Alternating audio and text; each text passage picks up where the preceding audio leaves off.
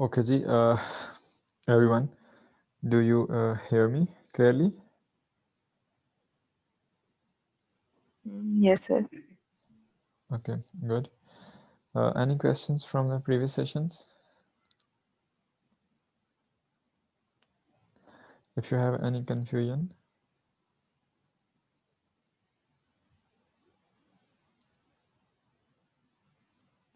no questions?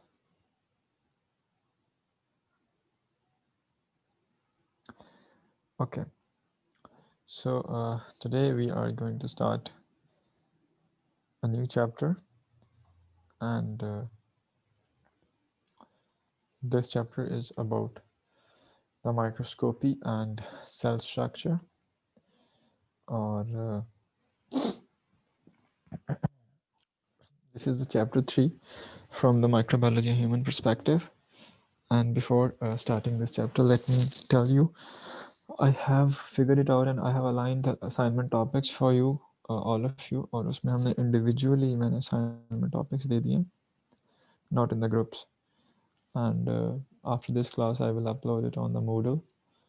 वो पूरी list जो है और उसके साथ ही instructions भी हैं कि how you have to prepare the assignment.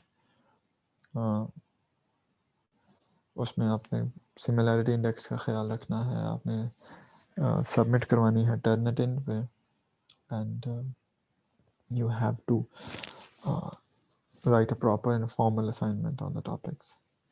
कोशिश मैंने यही की है कि सबके टॉपिक्स एक दूसरे से डिफरेंट हों और किसी का भी मैच ना कर रहा हो टॉपिक, बट स्टिल बाकी देखते हैं. और जो डेडलाइन मैंने उसमें मेंशन कर दी है वैसे, दैट इज़ 31 December 2020. और टाइम भी मैंने साथ में मेंशन कर दिया. This is before 12 AM. उसे पहले पहले मुझे दे दीजिएगा, सबमिट कर दीजिएगा. अच्छा जी. Coming toward the topic, this is the microscopy and cell structure. और microscopy and cell structure start करने से पहले अगर मैं कुछ इसमें जनरल बातें करूँ, up to this point we have discussed about the prokaryotes and eukaryotes, and we have established a link that prokaryotic cells, they are far different from the eukaryotic cells, and their morphology, their cell properties and cell characteristics, they are a bit different. And when we talk about the different properties, I have received some messages.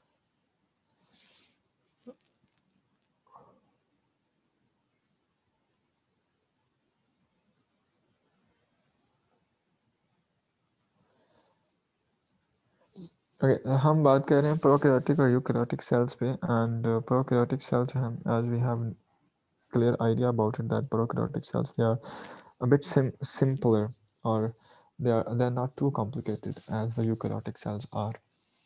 और जो eukaryotic cells हैं, इनके बारे में अगर हम ये statement दें कि eukaryotic cells, they are a bit larger in size and they are complicated as compared to prokaryotes, then this statement could be justified.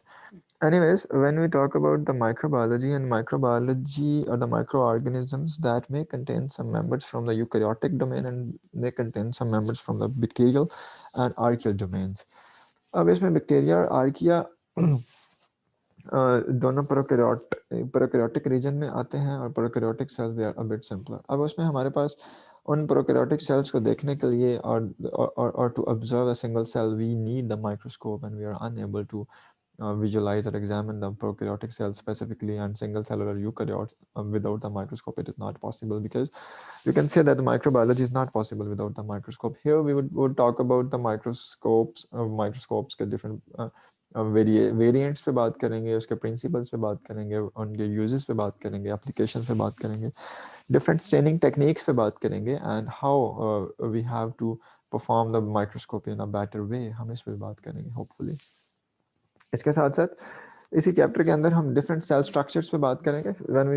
When I refer towards the cell structure, इसमें हम cell wall, cell membrane, ribosome, बाकी appendages जो हैं, flagella, पिलाई, etc etc, उन पे बात करेंगे. And this can be this would be the topic of the discussion in this chapter for us. अच्छा, अब आगे अगर इसे चलने से पहले अगर माइक्रोस्कोपिक टेक्निक्स पे बात करें तो सबसे पहले हम यहाँ पे माइक्रोस्कोपिक टेक्निक्स में इंस्ट्रूमेंट्स पे फोकस करेंगे, कुछ माइक्रोस्कोप्स पे, और साथ ही साथ हम यहाँ पे ये बात करेंगे कि how the difference between prokaryotic cells and eukaryotic cells that can be visualised under the microscope. तो इससे पहले just give me a few minutes. I want to mark the attendance because it is 11:11 and I have given the margin of 10 minutes.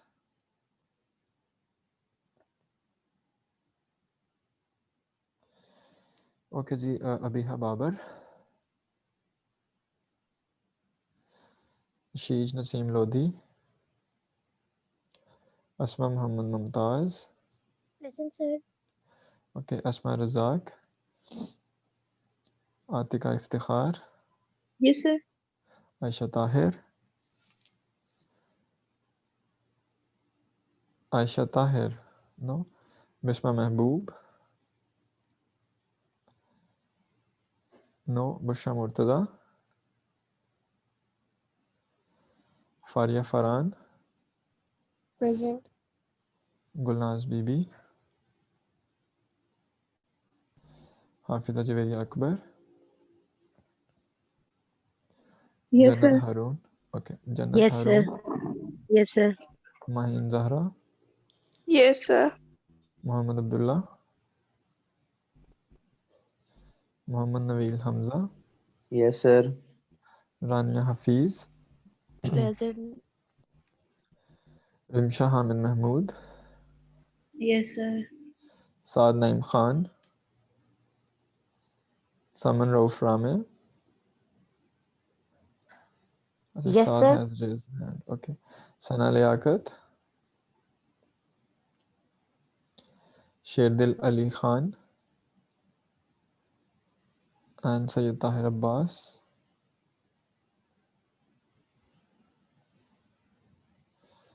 Tayyiba Qamar.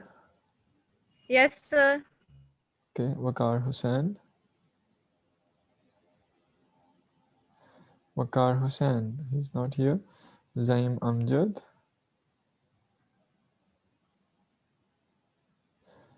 He's also not here. Okay, Ayaz Khan. Present, sir. Okay, Hafsa.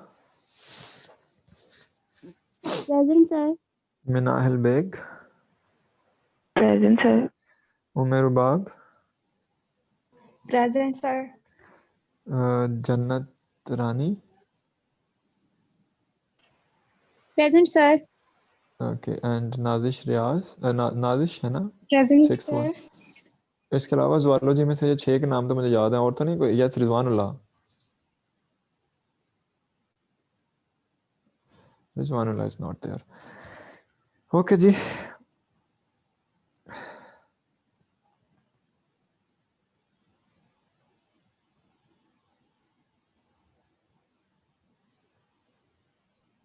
Sir Mohammad Abdullah present है. तो मोहम्मद अब्दुल्ला ने present बोली क्यों नहीं थी उस time पे? Mohammad Abdullah.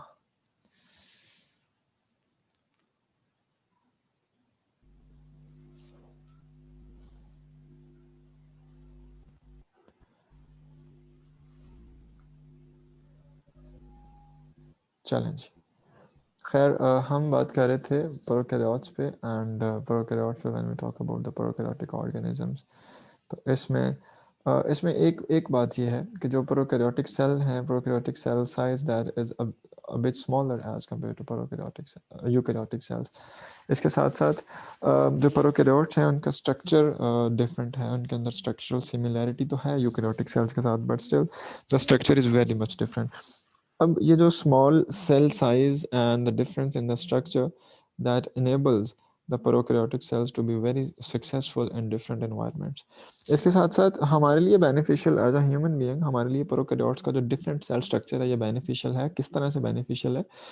You know that most of the prokaryotes, they are involved in the human infections.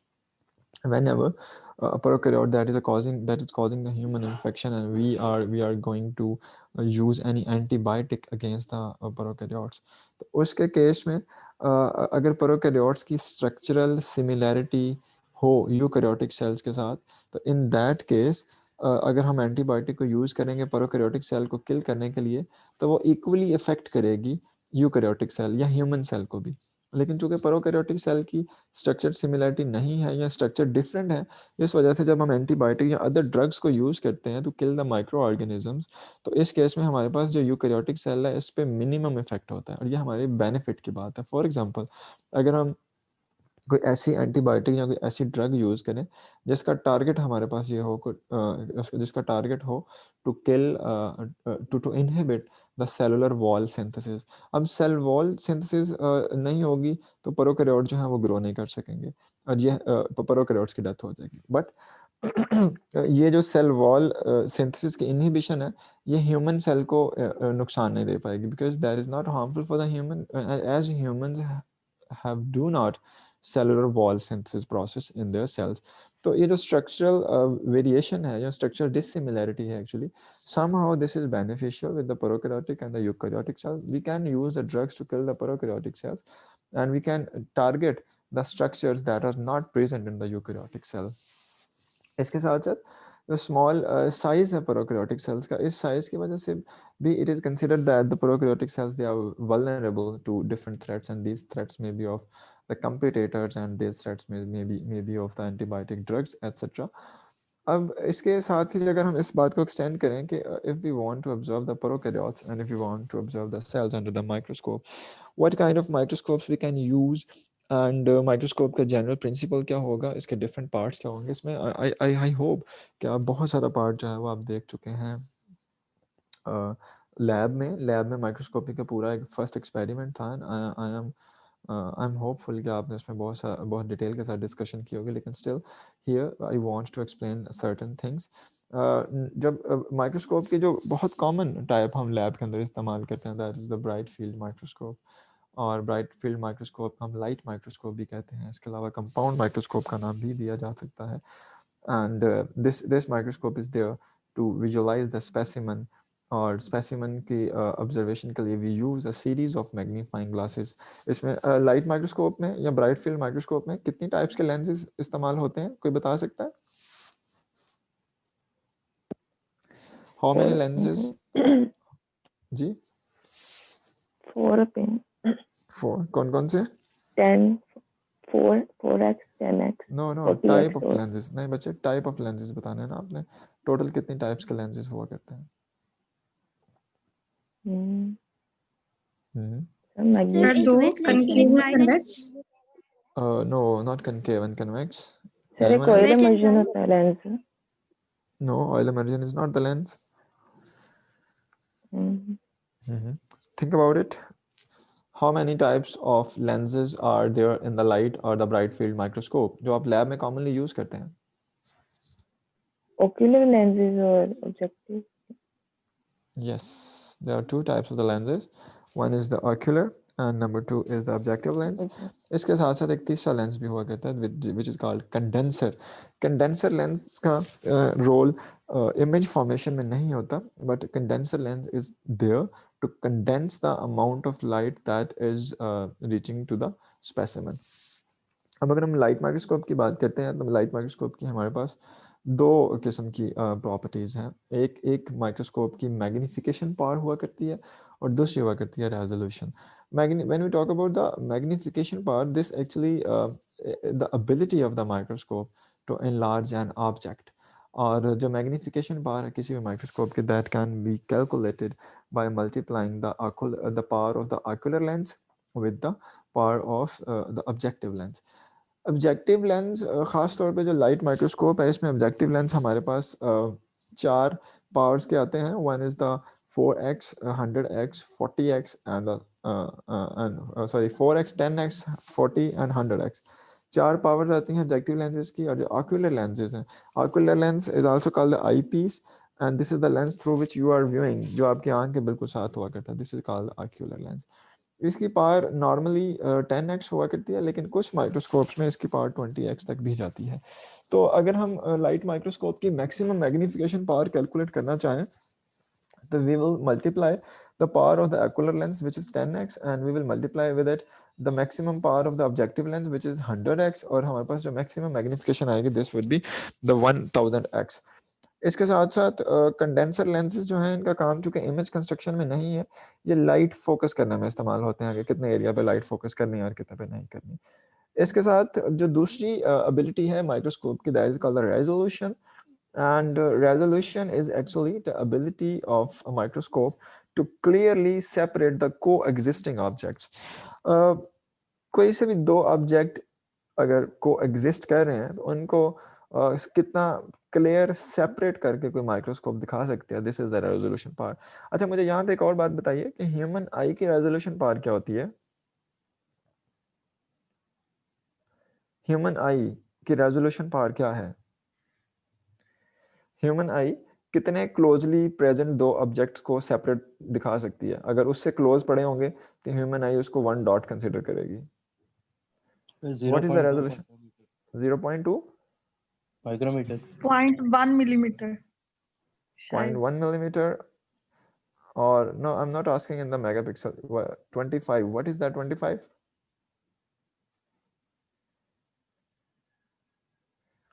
Resolution power of the human eye, what could be it? अच्छा, ये किसी ने 0.1 मिलीमीटर बताया था, कौन किन्होंने बताया था? मुझे अपना प्लीज नाम बताइएगा। उम्र पाव उमर बाब 0.1 मिलीमीटर है या सिर्फ 1 मिलीमीटर है? 1 millimeter. The resolution power of a human eye, that is 1 millimeter. If any object is present at 1 millimeter apart, human eye can resolve it separate. अगर 1 millimeter से closer कोई भी object दो पड़े हुए होंगे तो human eye will consider it the single one. It cannot resolve it. So the ability to clearly separate the coexisting objects, that is called the resolution. और resolution पावर जितनी बेहतर होगी उतना डिटेल्स, किसी भी स्पेसिमेंस की डिटेल्स को clearly view किया जा सकता है, ऑब्जर्व किया जा सकता है। ठीक है। अच्छा, अब उसमें ये एक हमारे पास इमेज है, that is the general microscope. इसमें आप फेमिलियर हैं, इसमें हमारे पास कुछ पोर्शंस को लेबल किया हुआ है। द ऑक्यूलर लेंस, जिसको हम आई पीस भी कहते हैं, the objective lens, the specimen stage, जिसके ऊपर स्लाइड रखते हैं आप और ये स्टेज मूवेबल हुआ करता है, आप नॉब्स के साथ स्टेज को ऊपर नीचे मूव करते हैं। इसके साथ आयरिस डायाफ्राम होता है जो कि अमाउंट ऑफ लाइट को कंट्रोल करता है। फिर इसके साथ साथ जनाब लाइट सोर्स हुआ करता है। लाइट सोर्स की एक नॉब हुआ करती है जो कि लाइट की इंटेंसिटी को कम या ज़्यादा करती है, लाइट की इंटेंसिटी को। ठीक है। फिर अगर मजीद ये जो अभी हमने पीछे देखा, ये मैग्नीफिकेशन जो थी, actually magnification of a microscope that was dependent upon the power of ocular lens and on the power of objective lens. इसी तरह से जो रेजोल्यूशन है किसी भी माइक्रोस्कोप की, that is dependent upon certain correct properties. अब उसमें सबसे पहले quality and type of lens, lens कितना फाइन है, this would determine the resolving power of a microscope.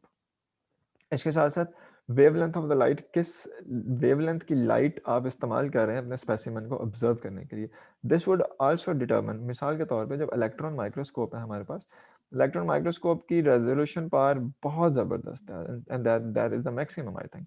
इसलिए है कि इसमें हम लाइट सोर्स के बजाय बीम ऑफ इलेक्ट्रॉन इस्तेमाल कर रहे हैं। So it means that the wavelength of light and the light source that we are using, this actually determines the resolving power. इसके साथ साथ कि माइक्रोस्कोप की मैग्नीफिकेशन पावर कितनी है, हम कितनी मैग्नीफिकेशन यूज कर रहे हैं, ये भी रिजॉल्विंग पावर पे इफेक्ट करती है। और how the specimen has been prepared, जो स्पेसिमेन हम देख रहे हैं उसकी प्रिपरेशन किस तरह से हुई है, either it is properly prepared और नॉट। ये अभी हम आगे इसी चैप्टर के अंदर प्रिपरेशन मेथड्स पढ़ेंगे कि किस तरह से स्पेसिमेंस को हम प्रिपेयर करते हैं इलेक्ट्रॉन माइक्रोस्कोप के लिए, एटॉमिक फोर्स एब्जॉर्प्शन के लिए, और स्पेसिमेन प्रिपरेशन जो है वो कितनी ज़रूरी है फाइन फोकसिंग के लिए या रेजोल्यूशन पावर को इंक्रीज करने के लिए। So depending upon all these parameters, जो लाइट माइक्रोस्कोप है the resolution power of the light microscope, this is 0.2 micron meter maximum. It is not beyond it. Or this resolution power, that is enough to study the general morphology of the prokaryotic cells. And but this one is too this resolution power is too low to study the viruses, because you know that viruses are very smaller, they are smaller in size as compared to the prokaryotic cells. अच्छा, इसके अलावा आप जब microscope use करते हैं, compound microscope lab में या light microscope use करते हैं, तो आप उस माइक्रोस्कोप में इमर्जन ऑयल का इस्तेमाल करते हैं. When you have to use the immersion oil, क्यों इस्तेमाल करते हैं और कब इस्तेमाल करते हैं और इसका प्रिंसिपल क्या होता है इमर्जन ऑयल का, कोई बता सकता है? Why you guys use immersion oil? आप यूज करते हैं, आपने किया है कभी लैब में इमर्जन ऑयल का drop? Yes sir, Okay, why इसकी you use the immersion magnification oil? Power को ज्यादा करने के लिए. How it ताकि increases the object magnification power? How it increases the magnification power?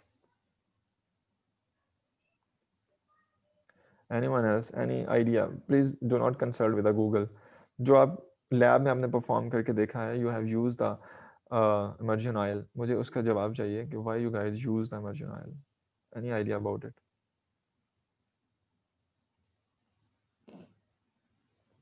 Anyone?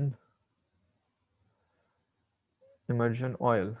Sir lab के सर ने बताया था कि वे यूज बेसिकली सिडार ऑयल और जो स्पेसिमेन के ऊपर एक ऑयल डालते हैं, क्योंकि जो लाइट पास करती है वो एयर में से ज्यादा मैग्नीफाई नहीं होती, तो जब ऑयल का ड्रॉप डालते हैं तो वो ऑब्जेक्ट ज्यादा क्लैरिफाई हो जाता है. ओके, लाइट एयर में से मैग्नीफाई नहीं होती, इस बात की मुझे समझ नहीं आई. अच्छा, आप लोग 10x के साथ भी देखते होंगे, 10x ऑब्जेक्टिव पावर के साथ, 4x के साथ, 40x के साथ. तो किस पावर पे आप ऑयल इमर्जन यूज करते हैं? 40x पे, 10 पे या 100 पे? 100 पे. Why you guys only use at 100x oil immersion? 100x पे क्यों इस्तेमाल करते हैं?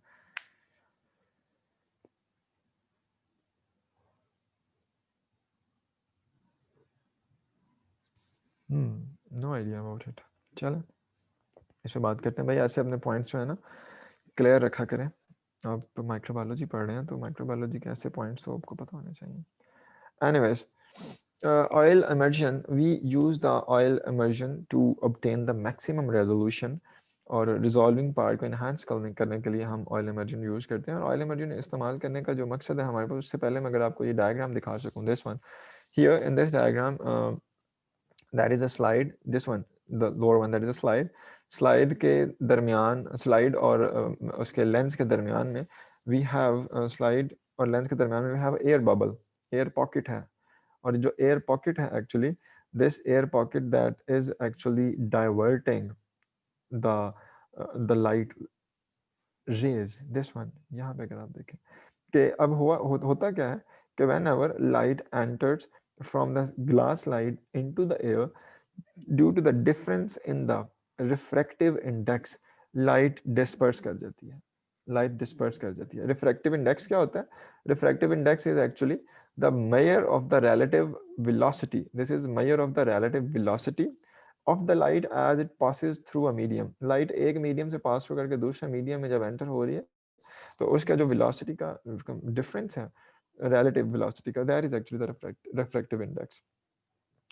तो जैसे ही लाइट एयर में आके एयर से दोबारा लाइट लेंस में एंटर होगी, तो इसका मतलब है कि light is changing the medium, light beam is changing the medium, that is that was into the glass, then it enters into air, then फिर से ग्लास आ गया ना. तो इसमें से बहुत सारी लाइट वेव्स जो हैं वो डिस्पर्स होती हैं, जैसे कि ये एक डिस्पर्स वेव रे नजर आ रही है हमें. टू अवॉइड द डिस्पर्शन, और in other words you can say that to avoid the difference in the refractive index, we add a substance जिसका रिफ्रैक्टिव इंडेक्स जो है वो ग्लास के रिफ्रैक्टिव इंडेक्स के सिमिलर हो. अब अगर ये वाली आपको मैं डायग्राम यहाँ पे एक और दिखाऊं, this one, this is the glass that is filled with the water and the pencil is dipped into the glass of water.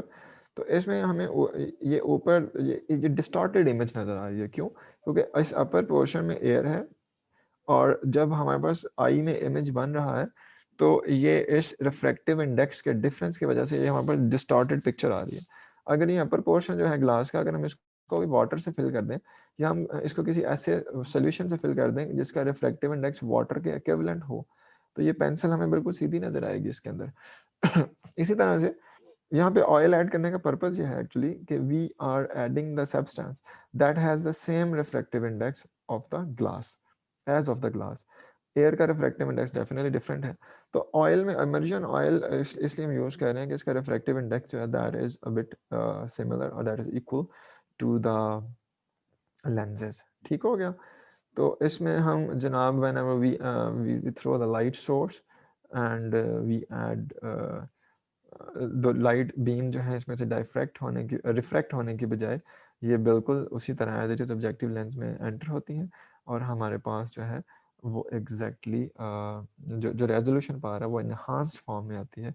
अगर लाइट डिस्पर्स हो जाएगी तो अल्टीमेटली रेजोल्यूशन पावर जो है वो रिड्यूस डाउन हो जाएगी। ठीक है, तो यही बात यहाँ पे लिखी हुई है कि oil has nearly the same refractive index as in the glass. This image that is actually the comparison of the two resolving powers. अब अगर यहाँ पे देखें तो ये लाइट माइक्रोस्कोप जो है इसका हमारे पास this one, ये मैग्निफिकेशन पावर इसकी और this one is the electron microscope, दोनों की मैग्निफिकेशन पावर सेम है। लेकिन अगर आप दोनों के स्ट्रक्चर में देखें, इनके इमेजेस में देखें, तो इसमें से जो फाइन इमेज है वो इलेक्ट्रॉन माइक्रोस्कोप की है। This fine image is just due to the enhanced resolution power. तो it means that the resolution power is there to view the clear image of the specimen. दोनों की magnification power तो same है, लेकिन जो other factor थे they determined the resolution of the microscope. And देखें electron microscope की resolution कितनी क्लियर है, सेम ऑब्जेक्टिव हम इसके नीचे देख रहे हैं, but this one is very much clear under the electron microscope. जी, यहाँ तक कोई मसला मसाइल तो नहीं है? कोई question, any confusion? No sir. No sir. चलें ठीक है।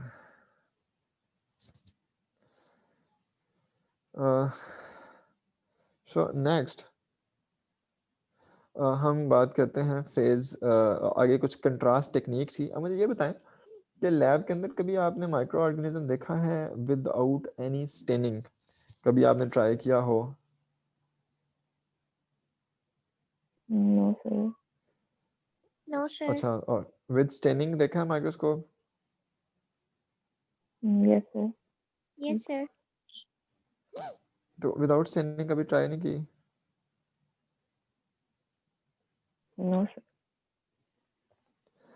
Okay, whenever we try to examine the microorganisms or the microbial specimen under the microscope with the outstaining techniques, it would looks like transparent.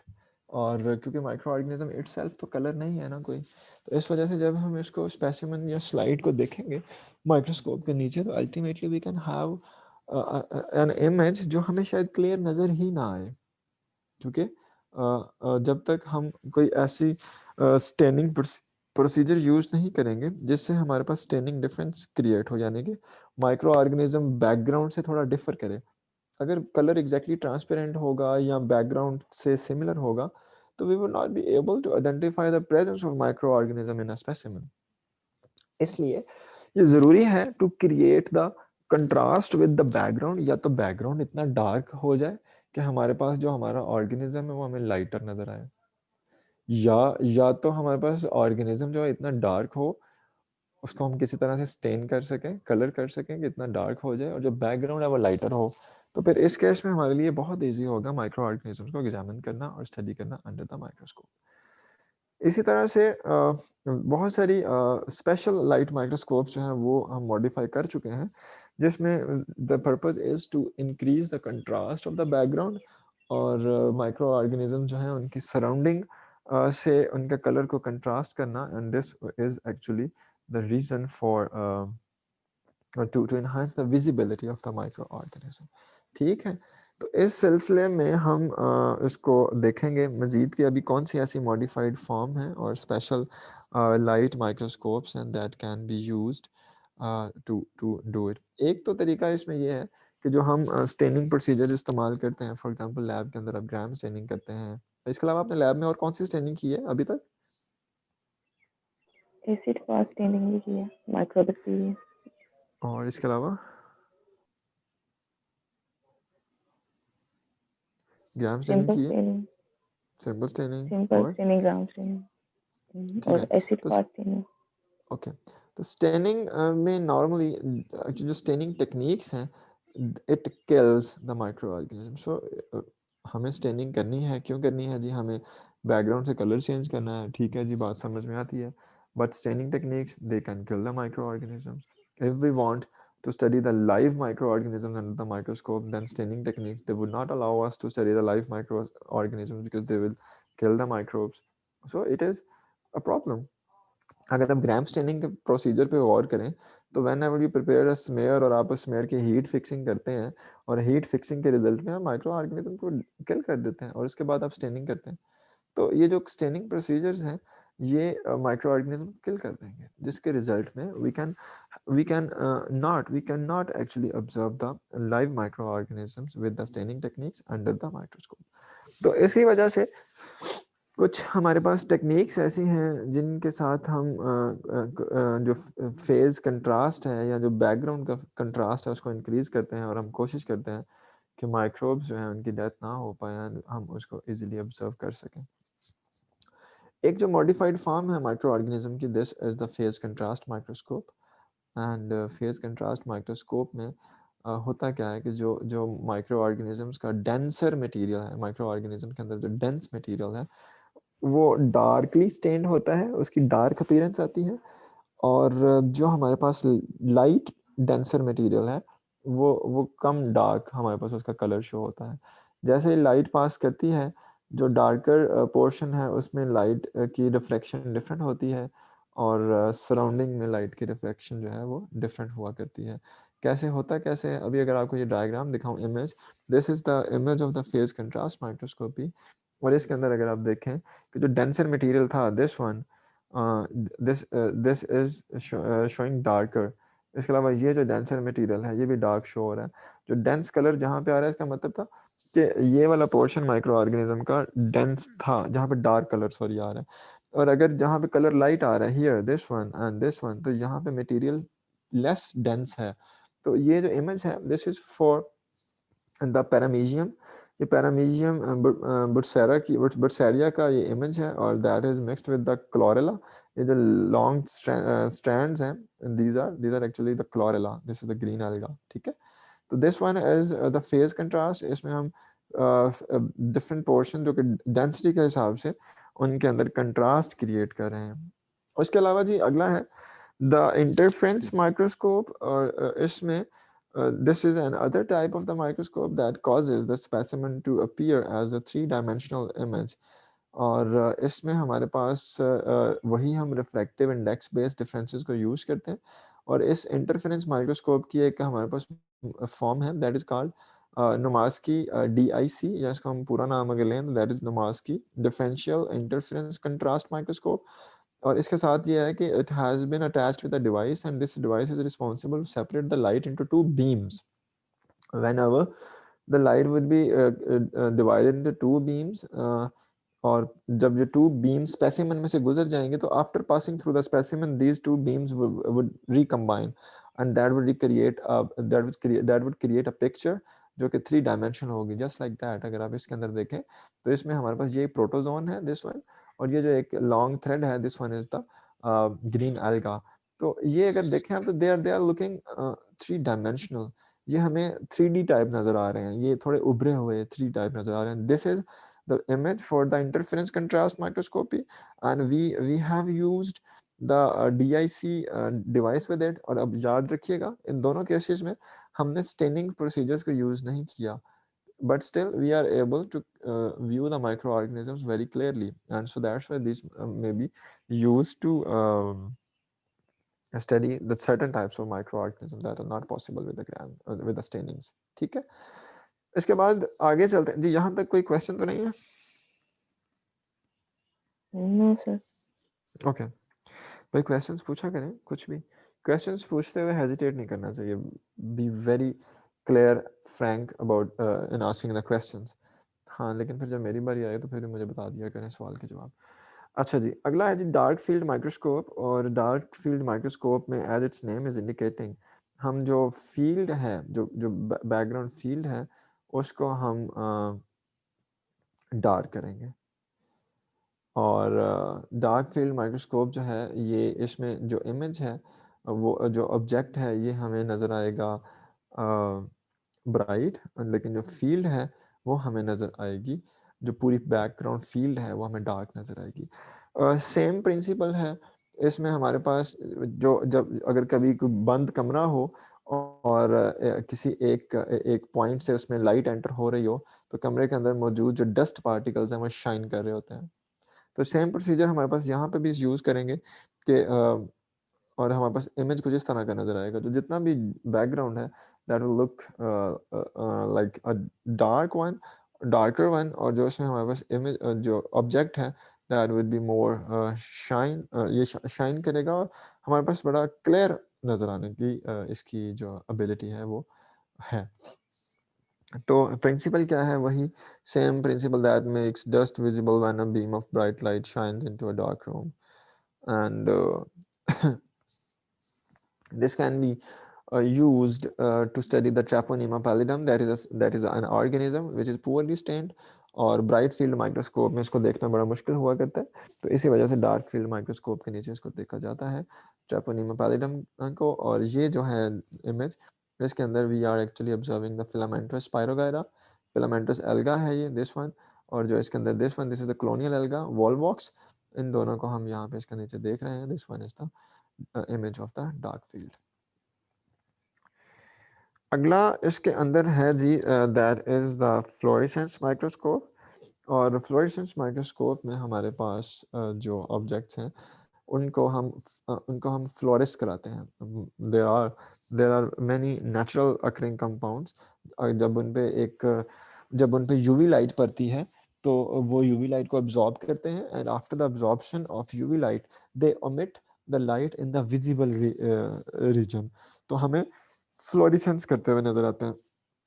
तो हम क्या करते हैं कि ऐसे ऑब्जेक्ट्स को यूज करते हैं। इसके अलावा अगर हमारे पास कोई ऐसा ऑब्जेक्ट नेचुरली अकरिंग नहीं है और हम अपने माइक्रो ऑर्गेनिज्म को फ्लोरेसेंट डाइज के साथ टैग भी करवा सकते हैं। We can tag the fluorescent dye with the organism, then we would charge the dye with the UV light. UV light absorb करेगी, and after that the UV light the absorption, this fluorescent dye that would emit the visible or the longer wavelength, जो कि हमें इस तरह से light emit होगी। जैसा कि इस डायग्राम के अंदर, इमेज के अंदर अगर आप देख रहे हैं, तो इसमें सारे के सारे जो बैकग्राउंड है दिस इज डार्कर, और ये जो ऑर्गेनिजम्स नज़र आ रहे हैं इनके साथ हमने फ्लोरेसेंट डाई अटैच की थी जिसने यूवी लाइट को अब्जॉर्ब किया। Now it is omitting the yellow light, yellow wavelength की लाइट जो है वो ओमिट कर रही है। ठीक है, तो this one is about it, fluorescence microscope. जी, यहाँ तक कोई मसला मसाइल, कोई प्रॉब्लम? सर ये जो प्रीवियस वाले हमने पढ़े हैं अभी, उनमें तो हमने कोई स्टेन यूज नहीं किया। जब स्टेन यूज नहीं किया तो वो हमें कलरफुल कैसे नजर आ रहे हैं पिछले वाले माइक्रोस्कोप तो में? पिछले वाले कैसे? सारे के जी सर। सबके प्रिंसिपल आपको बताए तो हैं कि वो उनमें लाइट रिफ्रैक्शन कंट्रैक्शन के बेसिस पे हमारे पास जो है वो बीम डिफरेंट कंस्ट्रक्ट हो रहा है ना। तो यही उसकी तो हम वजह से बात कर रहे हैं कलरफुल कि use without the staining procedures हम इसको देख सकते हैं। Okay sir. तो इसमें हम लाइट वेरिएशंस का इस्तेमाल कर रहे हैं। Okay sir. सर सही जी। सर ये हर माइक्रोग्राफ के नीचे कोई ना कोई साइज लाइक लिखा हुआ है, लाइक अब जो फ्लोरेंस माइक्रोस्कोप स्कोप का जो माइक्रोग्राफ है इसके नीचे 10 माइक्रोमीटर लिखा हुआ है। सर ये किस चीज को रिप्रेजेंट कर रहा है? भाई very good, this is the question that you guys should ask.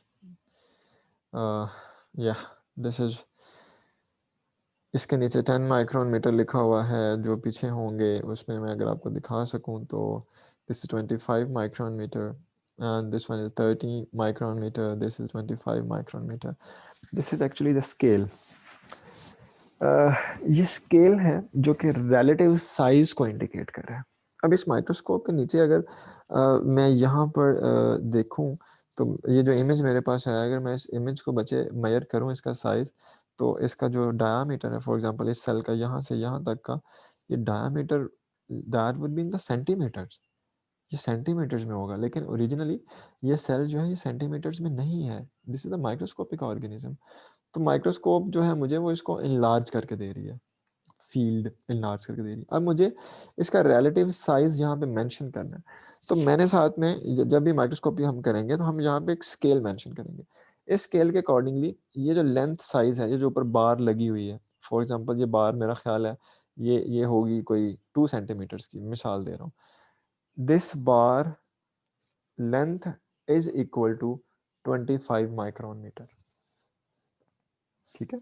तो इसका मतलब है कि इस बार जितना जितना भी फासला है, अब यहाँ पे मैं अगर ये मेजर करूँ, दिस वन, ये एक बार, ये इतनी बार मैंने ड्रॉ किया, तो ये बार वैसे अगर मैं स्केल के साथ मेजर कर रहा हूँ तो ये 2 सेंटीमीटर्स की है, but with the relative scaling इस बार को मैं यहाँ पे सिर्फ 25 माइक्रोन मीटर की बार कंपेयर करूंगा। तो अगर मैं यहाँ से इस पॉइंट तक का डिफरेंस मेजर करना चाहता हूँ, तो मैं यहाँ पे 2 बार इस साइज की बार्स लगाऊंगा। अब ये हो सकता है ये दोनों बार्स मेरे पास हों 2 + 2 4 सेंटीमीटर्स की, तो मैं इसको 4 सेंटीमीटर कंसीडर नहीं करूंगा। This would be the difference, ये मेरे पास 50 माइक्रोन मीटर का डिस्टेंस होगा, ठीक है। तो this is the relative scale that is normally we show with the micrographs to have a clear idea of the exact size, ठीक है। तो इसको इस स्केलिंग के लिए हमारे पास डिफरेंट सॉफ्टवेयर्स होते हैं जो कि इस रिलेटिव स्केलिंग को यहाँ पे शो कराते हैं और हमें बताते हैं कि the image if the you have enlarge the image, तो उसका क्या मतलब है। ये बिल्कुल उसी तरह से है जिस तरह हम मोबाइल पे एक मैप को देख रहे होते हैं, तो मैप में मोबाइल पे हमें जो 10 किलोमीटर का फासला है वो शायद 1 सेंटीमीटर की फॉर्म में नजर आ रहा हो, तो फिर उसमें हम रिलेटिव स्केलिंग करते हैं कि अगर मैप पे 1 सेंटीमीटर है तो उसका मतलब है कि ओरिजिनली वो 10 किलोमीटर है। तो इसी तरह यहाँ पे है कि अगर इस मैप पे 25 माइक्रोन, अगर इस मैप पे 2 सेंटीमीटर है तो ओरिजिनली वो 25 माइक्रोन मीटर है। Got it? Yes, sir. Okay, good भाई। This was very good question and I am happy कि you have a keen observation और आपने नीचे लगी हुई लाइंस जो हैं वो देखी हैं। Good, okay. इसके बाद जी, so this is the comparison between different microscopes. अभी हमने जितनी भी पढ़ी हैं माइक्रोस्कोप्स, ये लाइट माइक्रोस्कोप की ही मॉडिफाइड वर्जन्स हैं। लाइट माइक्रोस्कोप में होता क्या है कि हम विजिबल लाइट का इस्तेमाल करते हैं, सीरीज ऑफ लेंसेज में से पास करते हैं, मैग्नीफिकेशन होती है और हम उसको देखते हैं। तो ये इसका मैकेनिज्म है। अगला इसके यूजेस क्या होते हैं लाइट माइक्रोस्कोप के।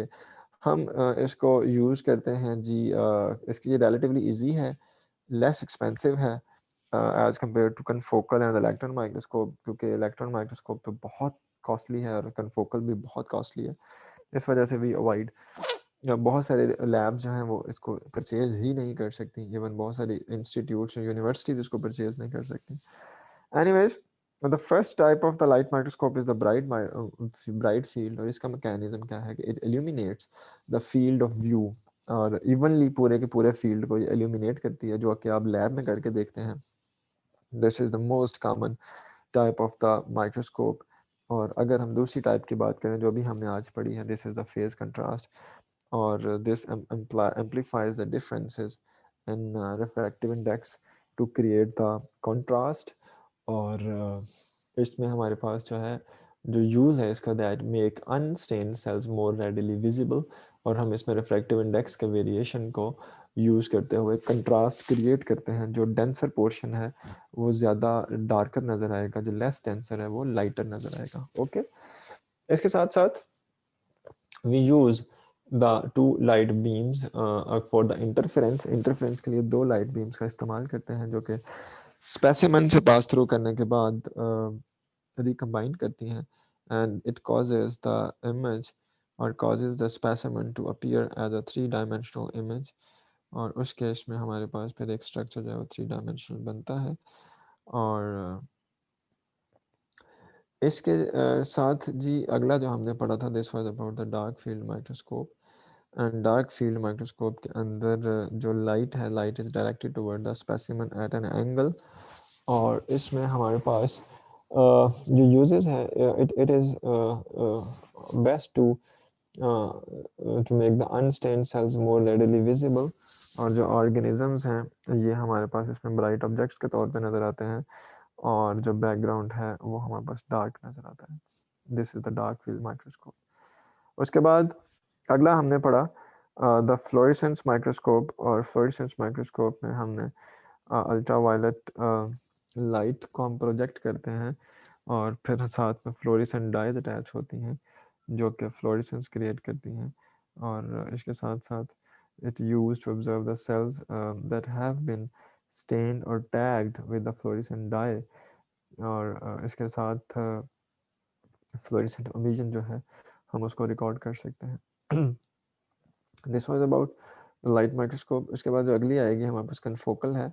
कनफोकल की डिटेल हम बाद में पढ़ेंगे, और कनफोकल जो है उसके साथ साथ हम पढ़ेंगे कुछ इसका, यहाँ पे एक वीडियो देखेंगे होपफुली कनफोकल करती क्या है.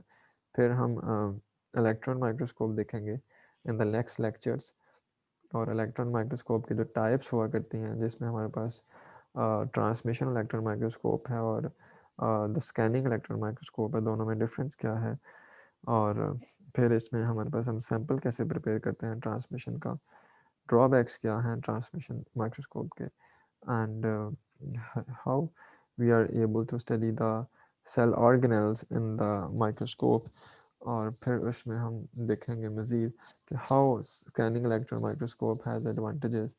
फिर हम एटॉमिक फोर्स माइक्रोस्कोपी की बात करेंगे कि how this one is different from the electron microscope, और इसका इमेज जो है वो किस तरह से बेनिफिशियल है. और फिर फाइनली ये माइक्रोस्कोपी ख़त्म होगी. अगला टॉपिक जो आएगा इसी चैप्टर के अंदर वो आएगा अबाउट द माइक्रोस्कोपिक टेक्निक्स, और उसमें डाइज एंड स्टेनिंग जो हम करते आए हैं और हम करते हैं लैब के अंदर, उन पे बात करेंगे, उनके प्रिंसिपल्स पे बात करेंगे, how they are beneficial and why we have to study them. तो this was about it. Now I am showing with you sharing with you the assignment topics. ये रहे जी assignment topics. मैं इसको वैसे LMS पे अपलोड कर दूंगा, लेकिन आप लोग मैंने इसको इंडिविजुअल दिया है ताकि कोई मसला मसाइल ना हो.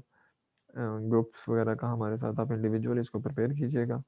इसकी मैंने साथ ही साथ लिख दी है, यहाँ पे कुछ इंस्ट्रक्शंस दे दी हैं कि how you have to prepare the assignment properly, और इसमें कौन सी चीज़ें हम नोट करेंगे when we will be checking the assignment. और इसके साथ मैं आपका टर्निटिन पे अकाउंट बना दूंगा. Yes Zaheem, you have raised the hand. Is everything fine with you? Sir ये मुझे मिला ही नहीं था, ये कहाँ पे हमने अपना बनाना था ग्रुप. ये अभी मैंने अपलोड किया नहीं है LMS पे, अभी मैं दिखा रहा हूँ, इस क्लास के बाद अपलोड करूँगा. सही है सर नहीं आपने कहा था ना फॉर्म में LMS पे करूँगा, तो उस पे आपने नहीं, फिल करना वो मैंने नहीं बनाया फिर, क्योंकि पहले मैंने सोचा था कि मैं ग्रुप्स की फॉर्म में दे दूं, लेकिन फिर मैं सोचा कि नहीं इंडिविजुअली दे देते हैं. तो अब आपकी सबकी अपनी अपनी असाइनमेंट है, तो ये नहीं है. अब ये मैंने खुद ही नाम लिख के उसके सामने टॉपिक्स लिख दिए हैं. तो इसमें आप जब व्हेन यू इसमें मैंने डेडलाइन भी दे दी है जी, मेंशन मैंने कर दी है. डेडलाइन जो है वो 31 दिसंबर 2020 होगा. टाइम भी मैंने दे दिया, उस टाइम से पहले पहले you have to submit the assignment, क्योंकि उस टाइम के बाद फिर टर्निटिन एक्सेप्ट नहीं करेगा. और इसके साथ ही कुछ जो हमारे पास मेथड है कि हमने बनानी कैसे है, उसमें जनाब आप थोड़ी देखेंगे कि रीजनिंग पे फोकस करेंगे. You should have a focus on the prompt and task. Organization assignment की क्या है, उसमें style, word of choice of the word, sentence structure, इस पे ये बड़ा मैच्योर होना चाहिए. So I would suggest you guys, please don't go for the internet sources. Just go for the articles, research articles and books. और इसके साथ साथ हम इसमें जो structure होगा, the structure that could be the title page, proper title page, abstract, उसके बाद अपने topic को cover करें with the proper headings and then conclusion, और उसके बाद you have to add the references. References जो हैं वो जब आपने ऐड करने हैं तो रेफरेंसेस के दो पोर्शन हुआ करते हैं. फॉर एग्जांपल एक पोर्शन को हम कहते हैं साइटेशन और दूसरे को हम कहते हैं बिब्लियोग्राफी। किसी को पता है जी साइटेशन और बिब्लियोग्राफी में क्या डिफरेंस होता है? एनीवन? साइटेशन एंड बिब्लियोग्राफी कोई बता सकता है?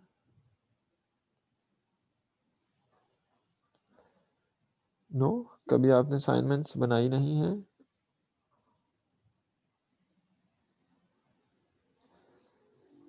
ये देखें, दिस इज अ पेपर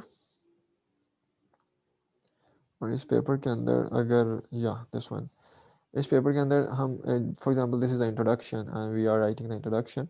इसमें एक ये सेंटेंस है, for example this sentence, for example it has been shown that plants can be regenerated from single cells। तो you have taken this sentence from a paper और उस paper का reference हम देंगे। पेपर का रेफरेंस कैसे दिया? पेपर के ऑथर्स के नाम लिखे V. Wessel एंड हिल्डरब्रांडेट और साथ में ईयर लिखा 1965। ठीक है, तो ये इसको कहते हैं साइटेशन इन टेक्स्ट साइटेशन, यानी कि you are writing the text and you have quoted or you have cited the reference here into the text। अब अगर मैं इस असाइनमेंट की एंड पे जाऊं, अगर मैं इस असाइनमेंट के अगर एंड पे जाने की कोशिश करूं तो we can have here this one, this is the references detail। ये जो है एंड पे एक हेडिंग है। अब वहां पे हमने सिर्फ ऑथर का नाम और ईयर लिखा, तो यहाँ पे उसकी पूरी डिटेल आएगी। अब उस ऑथर का नाम था it was starting with the V, तो अगर मैं वी पे जाऊं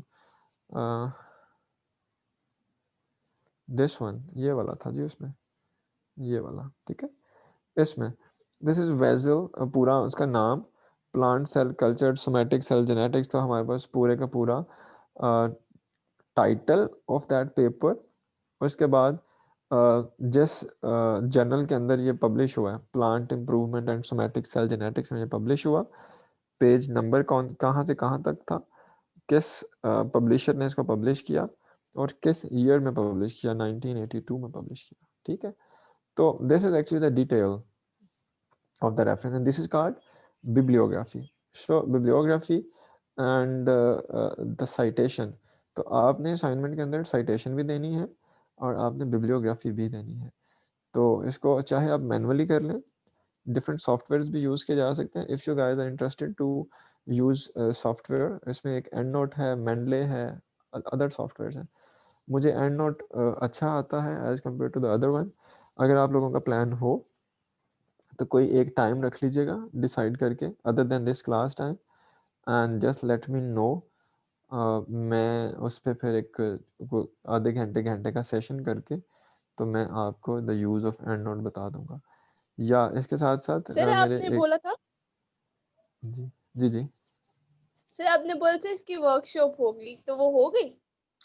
नहीं, वर्कशॉप होनी है। मैं भी उसी की बात करने लगा था कि मेरे एक दोस्त हैं लाहौर गैरिसन यूनिवर्सिटी से, वो उन्होंने मेरे साथ उस टाइम बात की थी कि he is planning to conduct a workshop to use the EndNote, और उसमें वो कोई 3 से 4 घंटे की वर्कशॉप करवाएंगे जिसमें वो प्रॉपर एंड नोट को किस तरह से यूज़ करना है, किस तरह से रेफरेंसिंग करनी है, ही विल टीच। और साथ ही वो फिर वो इस पे सर्टिफिकेट भी देंगे। होगी ये ऑनलाइन ही जूम पे, एंड हैंड्स ऑन ट्रेनिंग का वो प्लान कर रहे थे। तो अभी अगर आप लोग इंटरेस्टेड हैं तो मुझे उसका मुझे बता दें कितने लोग इंटरेस्टेड हैं, मैं फिर उनसे बात कर लूँ कि भाई हमारे यूनिवर्सिटी से कोई इतने लोग इंटरेस्टेड हैं। अगर एक हैंडसम स्टूडेंट बनते हैं तो then he will conduct the workshop. लेकिन जो इस तरह की वर्कशॉप्स होती हैं जिसमें आपको सर्टिफिकेट मिलना हो, इसके चार्जेस हुआ करते हैं। मेरा ख्याल है वो कोई 500 तक चार्ज लेते हैं पर इंडिविजुअल। तो उसमें फिर आपका सर्टिफिकेट जो है सीवी के पॉइंट ऑफ व्यू से वो भी आ जाएगा। तो आप लोग मुझे बता दीजिएगा if you guys are interested by the email. ये अप टू दिस वीकेंड आपस में डिसाइड करके सारे मुझे बता दें कि अगर आप इसका कुछ इसमें वर्कशॉप अटेंड करना चाहते हैं तो मैं उनसे पूछ लूँगा। If he is conducting the workshop then you can have an opportunity to get the certificate as well as the end note training। तो ये ज़्यादा अच्छा हो जाएगा बल्कि। तो मुझे इस वीकेंड तक प्लीज़ बता दीजिएगा ईमेल करके कि you guys are interested, which one is interested, then I will enlist the students and I will let him know। अच्छा, उसके बाद ये तो हो गया रेफरेंस। फिर रेफरेंस का स्टाइल्स होते हैं डिफरेंट। हम जो ACC की गाइडलाइंस के accordingly we follow the APS 6 style. ये स्टाइल क्या होता है ये भी आपको वर्कशॉप में ही मेरा ख्याल है वो बता देंगे कि व्हाट इज़ दैट।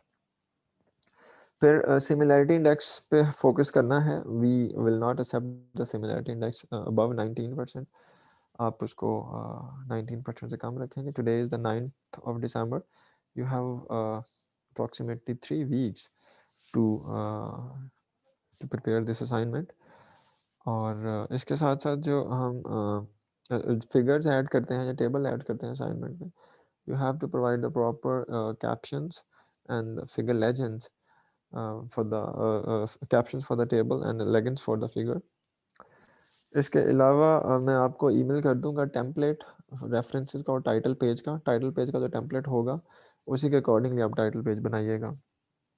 बाकी असाइनमेंट्स में aesthetics are also important and for example when we talk about aesthetics, तो इसमें जनरली हम कहते हैं about the page numbers, name of the file etcetera etcetera, and there are some other aesthetics. Minimum words required these are 3500, maximum आप जितने मर्जी बना लें, मुझे कोई एतराज़ नहीं है, लेकिन please try to meet the deadline. After this date assignment will not be accepted and this date is not extendable. ठीक है, तो अभी से इसकी प्रिपरेशन शुरू कर दें। इसमें आपको कोई ऐसा मसला नहीं होगा कि आपका ग्रुप मेंबर अवेलेबल नहीं था, ये था वो था, आप लोग खुद से इसको बनाएंगे। टॉपिक्स मैंने कोशिश की है सर्च करने की कि टॉपिक्स काफ़ी लोगों के डिफरेंट ही हों। इसमें कुछ ये जो कुछ बेसिक टॉपिक्स हैं जैसे नाइट्रोजन साइकिल, कार्बन साइकिल, इसमें हमें प्लीज़ इस पे एफएससी लेवल की असाइनमेंट मत बनाइएगा, अदरवाइज मार्क्स देते हुए मैं फिर परेशान हो जाऊंगा, नहीं दे पाऊंगा। आप अपने लेवल की असाइनमेंट बनाइए guys in the 4th semester of the BS, तो असाइनमेंट उस लेवल की बनाइएगा। इसके साथ साथ कुछ टॉपिक्स इसमें ऐसे हैं जो कि एंटीबैक्टीरियल ड्रग्स के लिए हैं, किनोलॉन्स, पेनिसिलिन, सेफेलोस्पोरिन, टेट्रासाइक्लिन एटसेट्रा। इस पे आपको बड़ा वास्ट रिसर्च पेपर्स मिलेंगे। आपको रिसर्च पेपर्स सर्च करने आते हैं कि how to search the research papers?